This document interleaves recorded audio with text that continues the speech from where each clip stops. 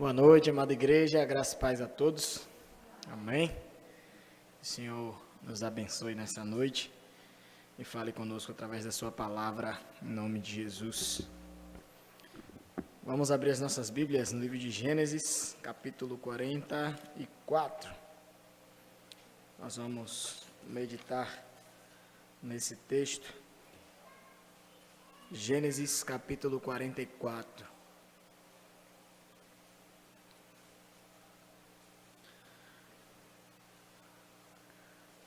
Vamos orar ao Senhor mais uma vez nessa noite. Deus de amor, nós te louvamos, ó Pai, bendizemos o teu santo nome, louvamos-te pela tua presença no nosso meio, Senhor. Obrigado, ó Pai, porque o Senhor sempre está conosco, Deus. O motivo de estarmos aqui, Senhor, é o Senhor mesmo, Deus. Te entregamos toda a honra e toda a glória que somente ao Senhor é devida. Clamamos ao Senhor, Deus, nessa hora, pela Tua graça sobre as nossas vidas, pela Tua iluminação, pela compreensão da Tua palavra, Senhor. Nós vamos meditar na Tua palavra nessa hora e clamamos para que o Senhor fale conosco de maneira poderosa nessa noite. Que o Senhor nos abençoe, ó Deus, e que possamos sair daqui ministrados pelo Senhor nessa noite, em nome de Jesus. Amém. Gênesis 44, nós vamos dividir esse capítulo em duas partes, mas nós vamos terminar ele hoje.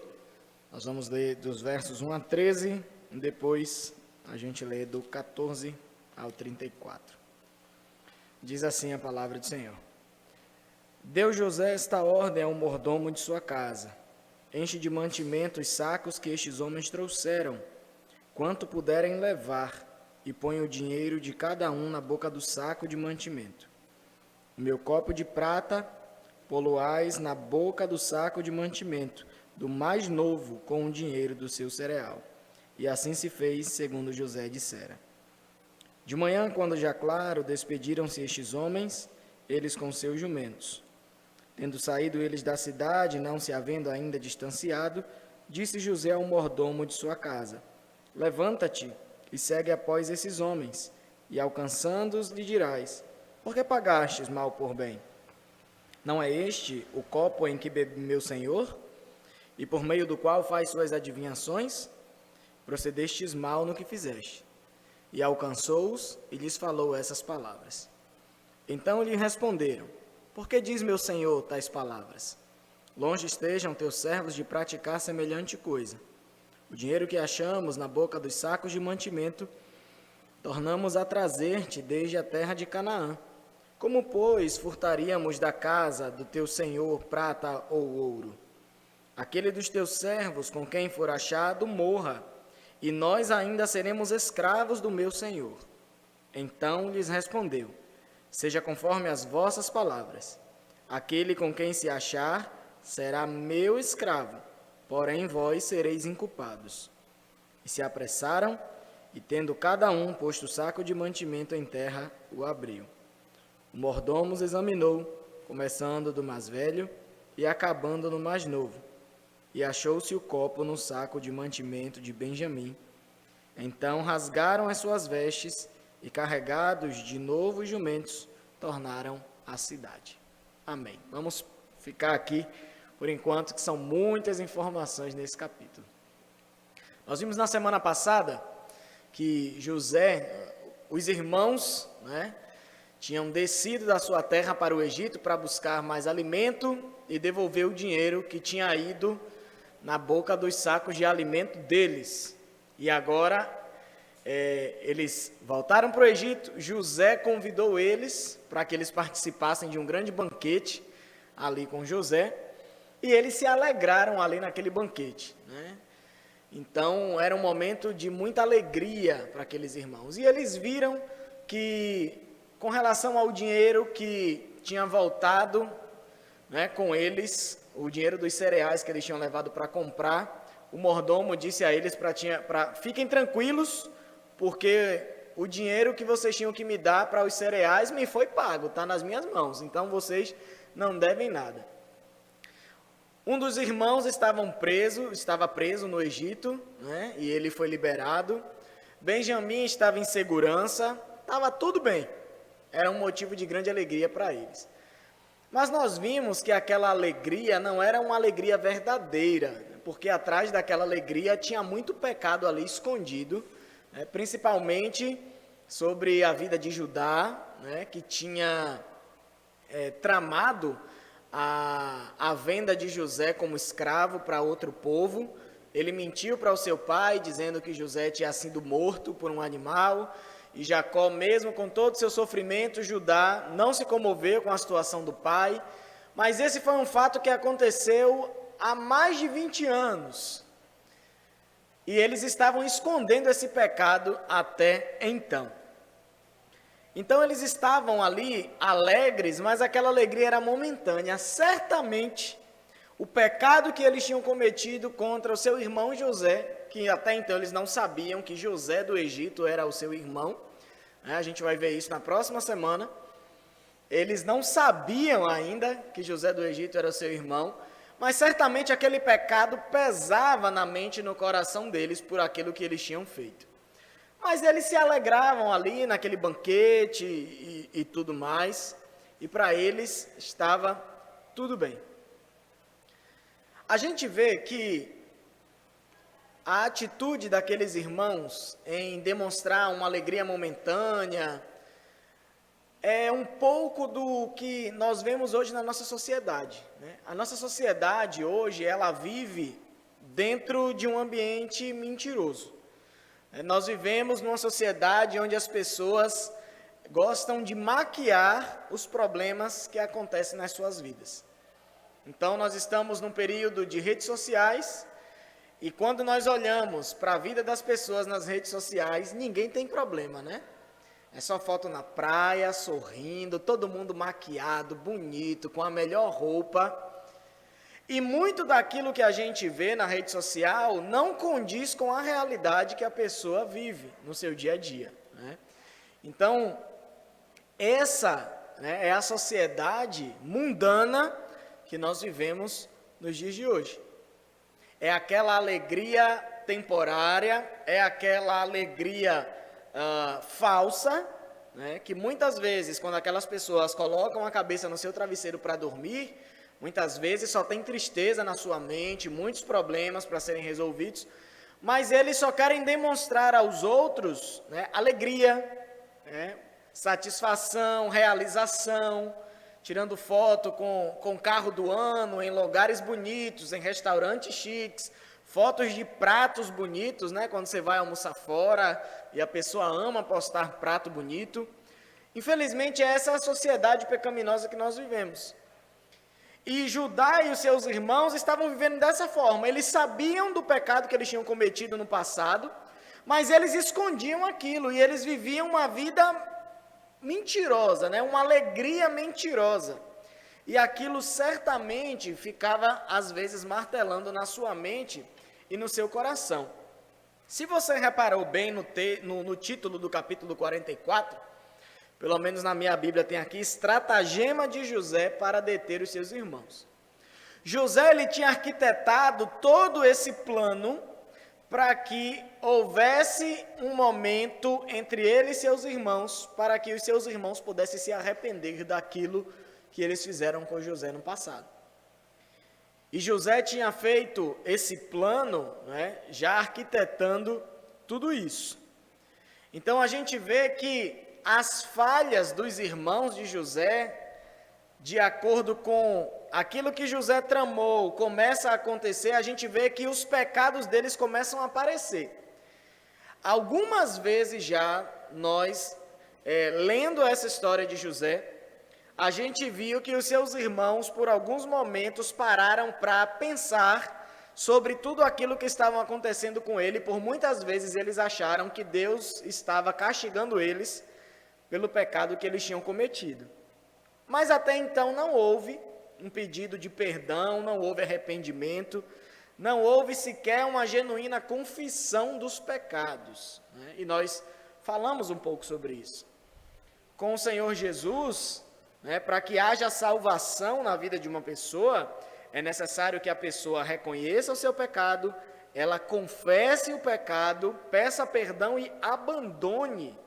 A salvação, ela parte desse ato do ser humano. Mas nós, como seres pecaminosos, afundados no pecado como estávamos, nós não conseguíamos reconhecer o nosso erro. Nós vivíamos uma vida muitas vezes mentirosa. Vivíamos pecando, vivíamos distantes de Deus, mas nós achávamos que a vida que a gente levava, do jeito que a gente levava, estava tudo bem, que não tinha problema nenhum. E a nossa sociedade, ela vive assim nos dias de hoje. A nossa sociedade é uma sociedade que tem tentado invalidar a pessoa de Deus. A sociedade que a gente vive é uma sociedade que ela tem negado a verdade. Para eles não existe verdade absoluta. Tudo é relativo. A verdade é aquilo que eu quero acreditar que é verdade. Então, para a sociedade dos nossos dias, eu posso ter uma verdade e a irmã Shirlene ter a verdade dela. A verdade de Shirlene pode não ser verdade para mim, mas não deixa de ser uma verdade, porque ela crê naquela verdade. Só que quando a gente pensa nisso, a gente exclui a pessoa de Deus, porque a gente exclui qualquer absoluto moral. A palavra do Senhor nos diz que o próprio Jesus falou: eu sou o caminho, a verdade e a vida. Então a verdade, ela não é relativa, existe uma verdade absoluta. E essa verdade absoluta, ela é o Senhor Jesus Cristo. A verdade absoluta, ela é a palavra de Deus. Mas o mundo tenta invalidar essas coisas. Por que o mundo tenta invalidar essa verdade? Porque se eu não crer nessa verdade, eu não preciso prestar contas a ninguém. Se eu coloco na minha mente que pecado não existe, eu não preciso prestar conta quando eu cometo algum erro. E justamente dessa maneira que a nossa sociedade tem vivido.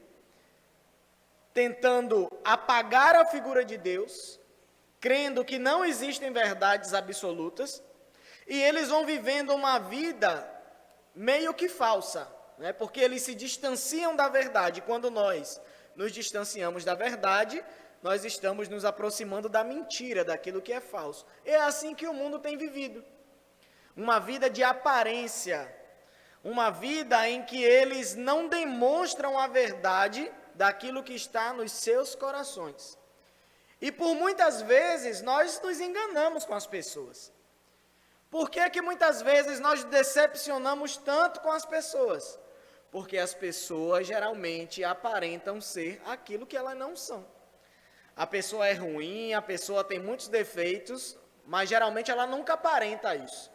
Ela só externa que ela é uma pessoa boa, que ela é do bem, que ela quer o bem para todo mundo, mas somente ela e o próprio Deus sabe dos pecados escondidos ali no seu coração e na sua mente.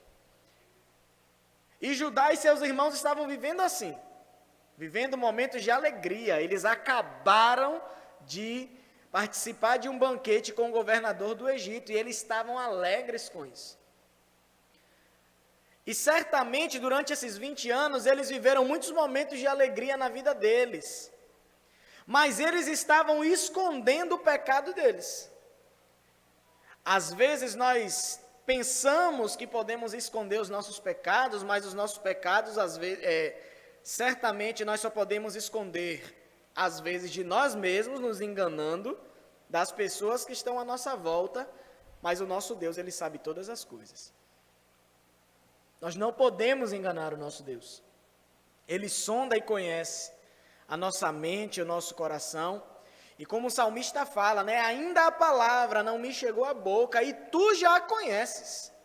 Porque o Senhor nos sonda, Ele nos conhece, foi Ele que nos criou. De Deus nós não podemos esconder nada, queridos. E por isso que aqueles que vão permanecer vivendo a sua vida, escondendo seus pecados, ao invés de confessá-los diante de Deus e pedir perdão, eles serão condenados no final de suas vidas. Porque eles decidiram viver dessa forma. E não foi para isso, não foi dessa forma que o Senhor nos chamou para viver. O Senhor nos chamou para viver uma vida de santidade. O Senhor nos chamou para viver em verdade, em justiça. O Senhor nos chamou para viver com uma relação transparente entre os irmãos. O que deve prevalecer entre os cristãos é a verdade de Deus nas nossas vidas. Então é por isso que muitas vezes nós nos encontramos abatidos, tristes por causa das coisas que acontecem nas nossas vidas e nós nos abrimos para o nosso irmão. É por isso que muitas vezes a gente está passando dificuldade na nossa casa, uma necessidade, e nós, quando chegamos ao culto de oração, nós não temos vergonha de abrir a nossa boca e dizer para a igreja e pedir oração, porque nós estamos aqui juntos como um corpo. E quando você expõe a sua verdade, você não vai passar vergonha na nossa frente, mas você vai ter irmãos que vão se identificar com você. E vão passar a orar pelo seu problema. Vão passar a te ajudar. Pelo menos assim que deveria ser o comportamento daqueles que são filhos de Deus. Nós não podemos viver na mentira como o mundo vive, na falsidade. Nós precisamos viver em verdade e em amor. Mas os filhos de Jacó estavam decidindo andar na mentira, escondendo seus pecados. E aí eles achavam que, o que é que eles pensavam certamente? Só quem pode nos acusar daquilo que a gente fez é o próprio José. Só que talvez José esteja até morto. Eu acredito que depois de 20 e tantos anos, o irmão foi vendido como escravo. Talvez eles não tivessem nem esperança de que José ainda estivesse vivo depois de todo aquele tempo. Então eles diziam, ninguém nunca vai descobrir o que nós fizemos, porque só quem poderia dizer era o próprio José, e José certamente está morto, ou então está muito distante. Nós nunca o veremos. E eles viviam essa vida de esconder os seus pecados. Mas a palavra de Deus nos diz em Números, capítulo 32, versículo 23, nos alerta dizendo, sabei que o vosso pecado vos achará. O nosso pecado não ficará impune, nunca ficará. Não há nada que a gente faça em oculto que Deus não venha revelar. Às vezes não vai ser revelado aqui na terra, mas certamente nós iremos prestar conta a Deus por aquilo que fizemos algum dia das nossas vidas. Não adianta, não é possível escondermos os nossos pecados de Deus. E por isso que a palavra de Deus nos incentiva a sempre nos achegarmos a Deus de coração aberto, confessando o nosso pecado, pedindo perdão, porque na presença de Deus nós encontramos misericórdia. É na presença de Deus que nós encontramos o perdão para as nossas vidas. Mas eles continuavam vivendo na mentira, na alegria, achando que porque eles nunca seriam punidos por aquilo que eles fizeram, eles conseguiriam esconder aquele pecado por toda a sua vida. Mas essa alegria, ela não passava de uma grande ilusão. Porque nós vamos ver na semana que vem que eles vão precisar confessar o pecado. Eles vão precisar pedir perdão.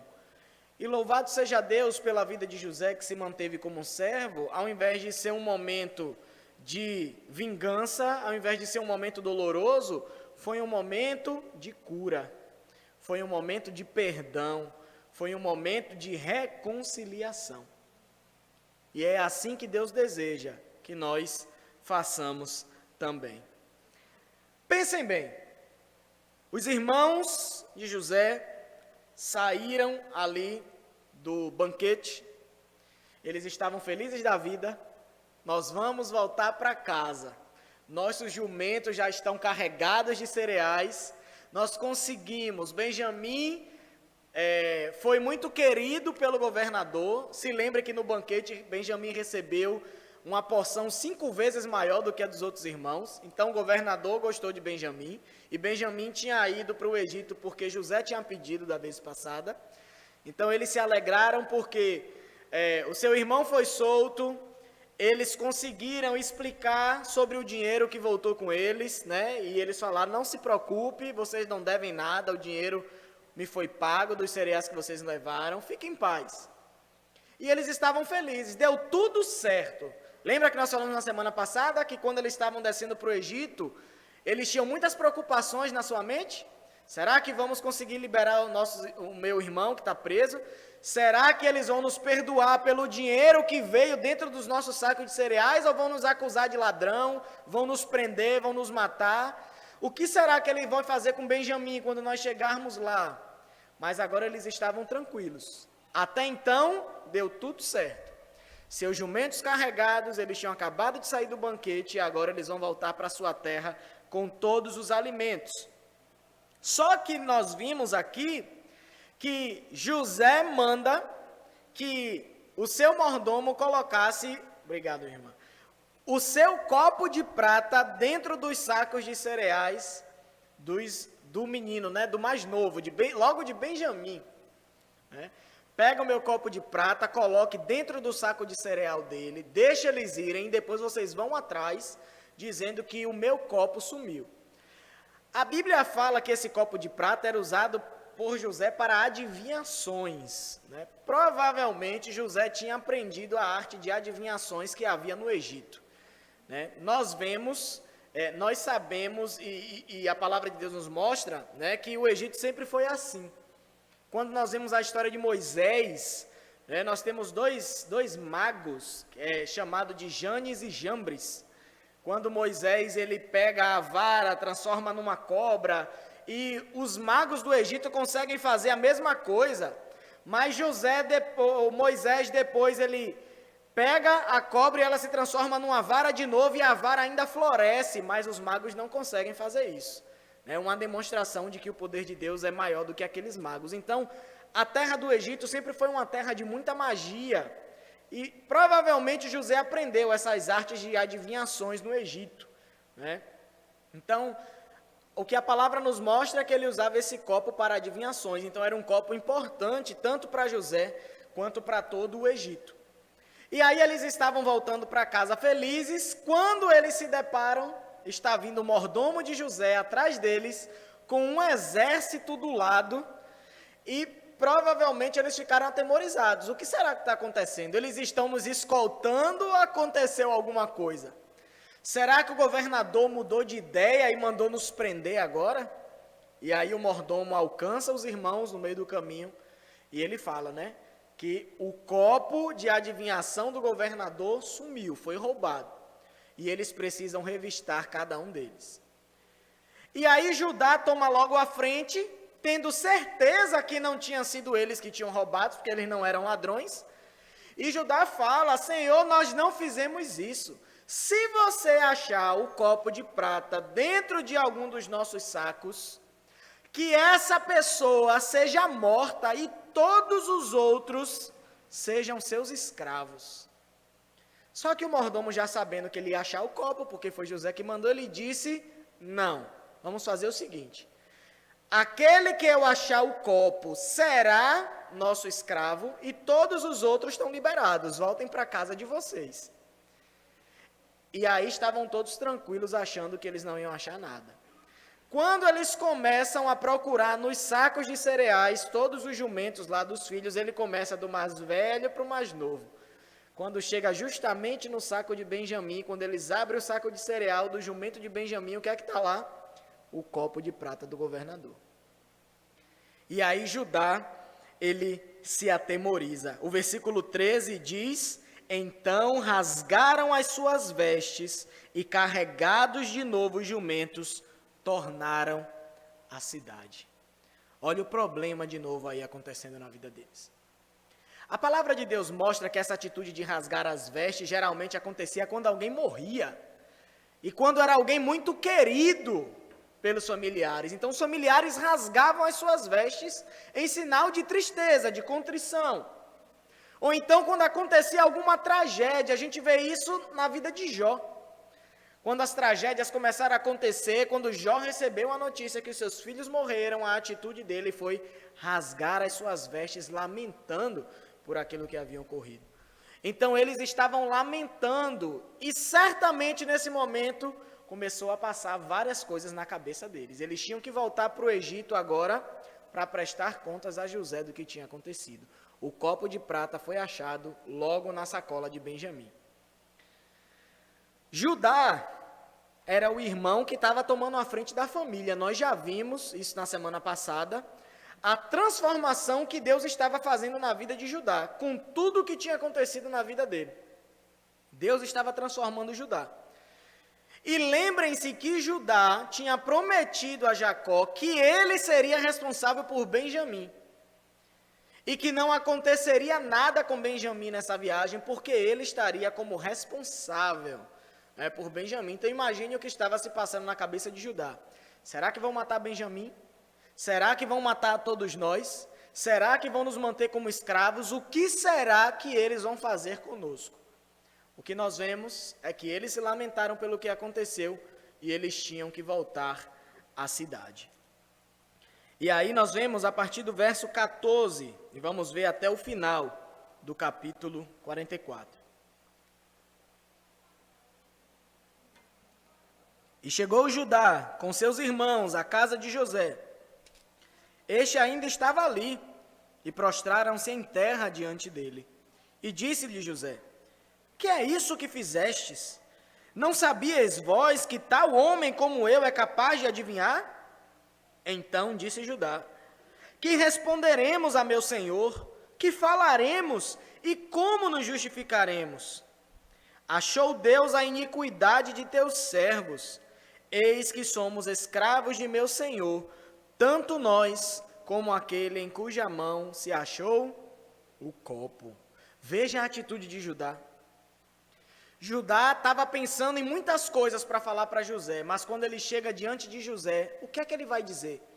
Ele não tinha o que falar, o copo foi achado dentro da sacola de cereal de Benjamim. O que quer que ele falasse não justificaria. E essa atitude de Judá diante de José é a mesma atitude que nós precisamos ter diante de Deus para confessar os nossos pecados. Veja que Judá, quando chegou na frente de José, ele não procurou se justificar. Ah, o copo pode ter aparecido por isso e por aquilo. Ah, perdoe, porque ele é nosso irmão mais novo, ele não sabe o que faz. Mas Judá, ele se coloca diante de José e ele diz: meu senhor, e ele sabe que ele não fez nada. Judá tem convicção de que eles não fizeram nada, mas diante do fato, ele diz: que responderemos a meu senhor? O que falaremos e como nos justificaremos? Se ele, sabendo que não tinha feito nada, ele toma uma atitude dessa diante de José, imagine eu e você, que somos pecadores diante de Deus, e muitas vezes a gente quer se justificar diante do Senhor. O pecado bate à nossa porta, muitas vezes são pecados que nós escondíamos e o pecado veio à tona, agora o pecado foi descoberto, e a gente vai querer se justificar diante das pessoas e diante de Deus. Ah, Deus, eu pequei por causa disso, disso e daquilo. Ah, Senhor, eu roubei por causa da minha necessidade, Senhor. Veja que eu estava passando fome na minha casa. Meus filhos não tinham sequer um pouco de farinha para comer e por isso eu fui e roubei. Ou, Senhor, eu traí minha esposa, eu traí meu marido, porque ele ou ela não me dava atenção. Ou por causa disso, ou por causa daquilo. E a gente tenta se justificar. Não existe justificativa pelos nossos pecados. É igual quando a gente comete algum erro, a nossa mãe descobre, vem conversar com a gente, e a gente vai: mas mãe, foi por isso, explica, mas não justifica. Era algo que eu ouvia muito de minha mãe. Explica, mas não justifica. Diante de Deus é do mesmo jeito. Os nossos pecados diante dele, nós precisamos nos achegar com um coração igual ao de Judá. Senhor, pequei. Eu não tenho nada para falar diante do Senhor, a não ser que eu errei, Senhor.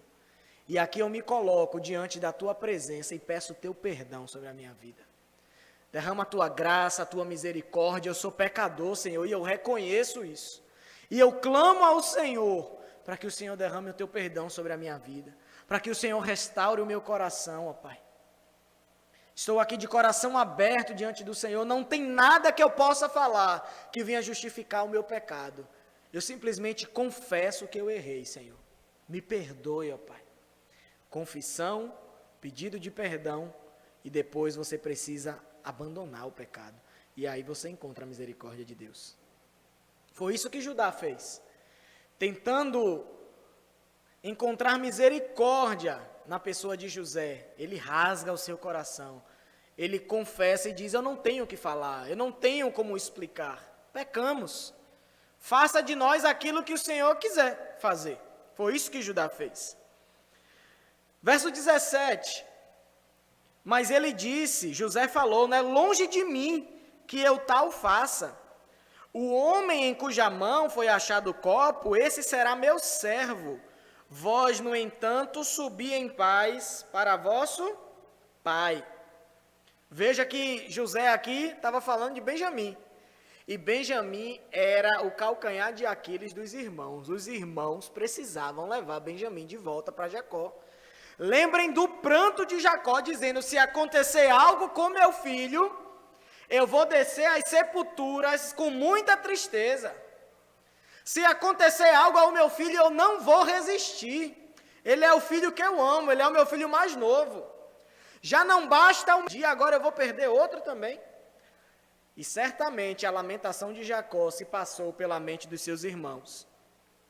E aí, a partir do verso 18, então Judá se aproximou dele e disse, Senhor meu, rogo-te, permite que teu servo diga uma palavra aos ouvidos do meu senhor, e não se acenda a tua ira contra o teu servo, porque tu és como o próprio faraó. Meu senhor perguntou a seus servos, tende pai ou irmão? E respondemos a meu senhor, temos pai já velho, e um filho da sua velhice, o mais novo, cujo irmão é morto, e só ele ficou de sua mãe, e seu pai o ama. Então disseste a seus servos, trazei-mo para que ponha os olhos sobre ele. Respondemos ao meu senhor, o moço não pode deixar o pai. Se deixar o pai, este morrerá. Então disseste a teus servos, se vosso irmão mais novo não descer convosco, nunca mais me vereis o rosto. Tendo nós subido a teu servo, meu pai, e a ele repetido as palavras de meu senhor, disse nosso pai, voltai, comprai-nos um pouco de mantimento. E nós respondemos, não podemos descer, mas se nosso irmão mais moço for conosco, desceremos, pois não podemos ver a face do homem, se este nosso irmão mais moço não estiver conosco. Então nos disse o teu servo, nosso pai, sabeis que minha mulher me deu 2 filhos, um se ausentou de mim, e eu disse, certamente foi despedaçado, e até agora não mais o vi. Se agora também tirardes este da minha presença, e lhe acontecer algum desastre, fareis descer as minhas cães com pesar à sepultura. Agora, pois, indo eu a teu servo, meu pai, e não indo o moço conosco, visto a sua alma está ligada com a alma dele, vendo ele que o moço não está conosco, morrerá. E teus servos farão descer as cães de teu servo, nosso pai, com tristeza à sepultura. Judá foi se explicar. Olha, meu senhor, tu pode fazer o que quiseres, mas não faça nada com o mais novo. Se você fizer qualquer coisa com o nosso irmão mais novo, o nosso pai morrerá. Lembre, Senhor, o nosso irmão mais novo só está aqui porque o Senhor mesmo pediu que nós trouxéssemos ele. E o nosso pai está lá na nossa terra lamentando porque nós trouxemos ele. Porque meu pai já perdeu um filho nessa viagem. E agora ele tem medo de perder outro também. E se alguma coisa acontecer com o nosso irmão mais novo, certamente o nosso pai morrerá. Eles não sabiam, mas com certeza José já estava ali totalmente comovido com o que ele estava ouvindo. Porque ele sabia que Jacó ainda lamentava pela perda dele, e ele sabia a ligação que Jacó tinha com Benjamim. E Jacó era o pai de José. Benjamim era o seu irmão de pai e de mãe também. Lembre que os outros irmãos só eram irmãos de José por parte de pai. mas Benjamim era seu irmão por parte de mãe e por parte de pai. E José, por isso José teve muito apreço pelo seu irmão mais novo. E aí Judá se explicou. E o interessante é a partir do verso 32. Veja a mudança no comportamento de Judá. Judá, que viu seu pai sofrendo por muitos anos e nunca disse ao pai o que tinha acontecido com José, a gente vê que Deus foi transformando seu coração. A gente vê agora Judá preocupado com toda a sua família. E o verso 32 diz: porque teu servo se deu por fiador por este moço, para com o meu pai, dizendo: se eu não tornar a trazer-te, serei culpado para com meu pai todos os dias. Agora, pois, fique teu servo em lugar do moço, por servo de meu senhor, e o moço que suba com seus irmãos. Porque como subirei eu a meu pai, se o moço não for comigo? Para que não veja eu o mal que a meu pai sobrevirá. Veja a atitude de Judá. Judá se coloca como fiador no lugar do seu irmão. Senhor, libere o meu irmão. Eu me responsabilizo, eu fico no lugar dele. Se o Senhor quiser fazer algo com meu irmão, faça comigo, mas libere ele. Declare ele inocente e me declare culpado diante dessa história, e eu fico aqui com vocês, mas deixe que meu irmão volte com os demais irmãos. Vejam, queridos, a mudança no coração de Judá. De fato, esse Judá já era um Judá transformado que estava diante de José. E talvez José só estava esperando ver isso no seu irmão, porque se lembrem que foi Judá que tramou o plano de vender José como escravo para o outro povo. E agora, diante de José, estava um homem totalmente transformado, com o seu coração mudado. E uma coisa mais importante que eu vejo na atitude de Judá, Judá teve uma atitude parecida com a atitude de Cristo Jesus. Judá se colocou como fiador do seu irmão. Judá se colocou ali diante de José para pagar pelo erro que Benjamim tinha cometido, porque não foi Benjamim. Foi um roubo que foi armado pelo próprio José. E Judá ali se coloca para sofrer o dano no lugar do seu irmão mais novo. E uma história como essa nos lembra de Jesus. Jesus, ele é a garantia, a nossa garantia diante de Deus. Jesus, ele é o nosso fiador. Jesus é o fiador, ele é a garantia de todos aqueles que creem que ele é o Senhor e Salvador, que ele é o Filho de Deus, que morreu neste mundo pelos nossos pecados, para nos substituir. Assim como Judá pediu para ficar no lugar do seu irmão, nós éramos culpados diante de Deus, mas Jesus, ele se oferece como cordeiro, como culpado diante de Deus. E Jesus diz: Pai, considera eles livres de toda culpa e derrama a tua ira sobre a minha vida. Derrama o teu castigo sobre mim. Deixa que eu pague o preço do pecado de cada um deles.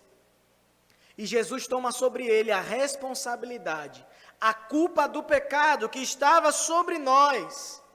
Tudo isso para que nós pudéssemos nos achegar ao Pai. Judá estava fazendo tudo aquilo para que Benjamim pudesse chegar ao seu pai Jacó. E tudo o que Jesus fez por nós na cruz foi para que nós pudéssemos nos achegar diante de Deus, o nosso Pai. Jesus, ele fez tudo isso por nós. A palavra de Deus em 1 Pedro, para nós finalizarmos, sobre aquilo que Cristo fez por nós. 1 Pedro, capítulo 2, versos 21 a 24.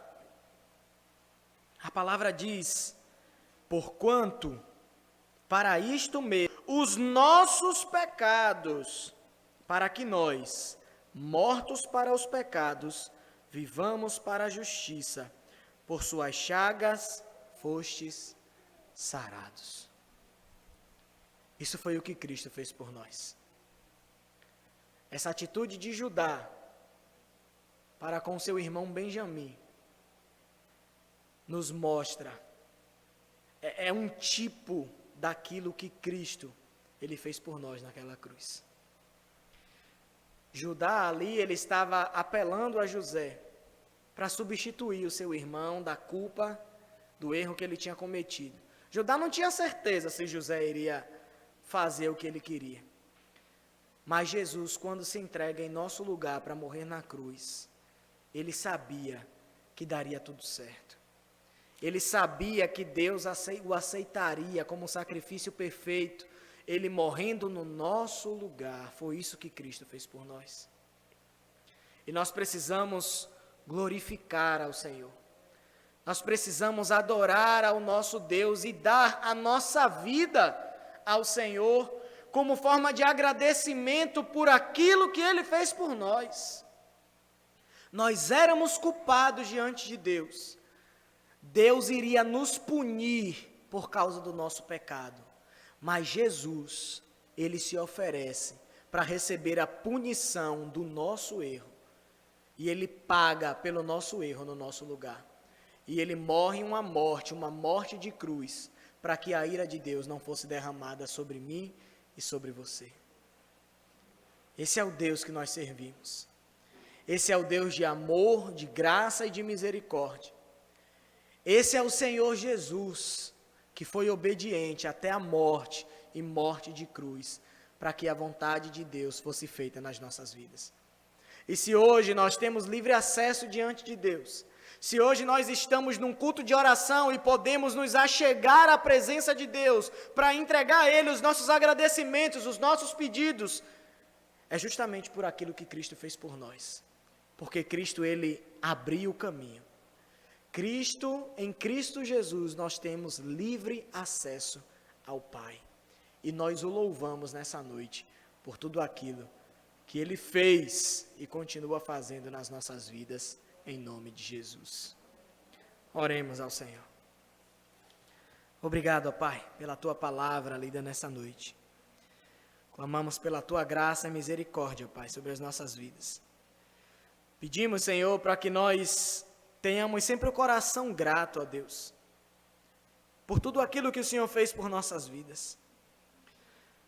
Pedimos ao Senhor também, ó Pai, que aqueles que o Senhor ainda não alcançou, aqueles que ainda não entregaram a sua vida ao Senhor, aqueles que ainda não te servem, que o Teu Espírito Santo faça uma obra poderosa e que através da pregação do Evangelho, essas vidas se rendam aos Teus pés, para que eles se libertem, ó Pai, da mentira deste mundo e eles passem a viver na verdade que é o Senhor. Obrigado, ó Pai, por ter nos transportado da mentira e hoje nós vivemos na verdade, ó Pai. Hoje nós vivemos na Tua palavra, Senhor. Obrigado, Senhor Jesus, por ter sofrido a ira de Deus no nosso lugar. Obrigado, Senhor Jesus, por ter morrido uma morte vergonhosa, para que o nosso pecado fosse perdoado. Obrigado, Senhor Jesus, por se fazer injusto, para que hoje, através dos Teus méritos, o Pai possa olhar para nós e nos declarar justos, Senhor. Obrigado, ó Pai. Obrigado, Filho. Obrigado, Espírito Santo. Nós louvamos ao Deus Trino nessa noite. Te agradecemos pela Tua grandiosa obra, Senhor, que nos alcançou, que nos transformou e que tem mudado a nossa vida todos os dias. Que nós possamos sempre estar diante da Tua presença, com o nosso coração aberto para confessar os nossos pecados, ó Deus.